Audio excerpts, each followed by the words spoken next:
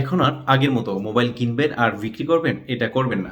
আর নতুন বা পুরান মোবাইল কেনার আগে অবশ্যই একটা বিষয় চেক করে নিতে হবে যে এই মোবাইলটি সরকারি ডাটাবেজে নিবন্ধিত আছে কিনা। যদি নিবন্ধিত না থাকে তাহলে আপনি যে টাকা দিয়ে ফোনটি ক্রয় করবেন পুরো টাকাটাই লস হবে। তো সরকারি ডাটাবেজে নিবন্ধিত আছে কিনা এটা কিভাবে চেক করবেন আমি আপনাদেরকে বলে দিচ্ছি। প্রথমে ফোনটি হাতে নেবেন, তারপরে ডায়াল করবেন *16161 হ্যাশ ডায়াল করলে এখানে এরকম একটা অপশন চলে আসবে। আসার পরে এখানে প্রথমেই ১ নম্বরে দেখতে পাচ্ছেন স্ট্যাটাস বলে একটা অপশন রয়েছে। আপনি স্ট্যাটাসের উপরে ক্লিক করবেন।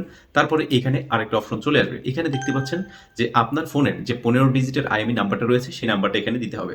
সো ফোনের আইএমই নাম্বার কিভাবে বের করবে এটা হচ্ছে ডিসপ্লের উপরে দিয়ে রাখলাম। এই কোডটি ডায়াল করে আপনি আপনার ফোনের আইএমই নাম্বারটা বের করে নেবেন। তারপরে এখানে আইএমই নাম্বারটা ভালোভাবে দেখে বসিয়ে দিবেন এবং নিচে সেন্ড বাটনের উপরে ক্লিক করে দিবেন। সেন্ডের উপরে ক্লিক করার পরে আপনাকে মেসেজের মাধ্যমে কনফার্মেশন করে দেওয়া হবে যে আপনার এই ফোনটি ডাটাবেজে নিবন্ধিত আছে নাকি নিবন্ধিত নাই। তো বন্ধুরা, ভিডিওটা ভালো লাগলে লাইক করে যাবেন আর এই গুরুত্বপূর্ণ ভিডিওটা আপনি বেশি বেশি শেয়ার করে দিবেন। হয়তোবা আপনার একটা শেয়ারই অনেকের উপকার হতে পারে।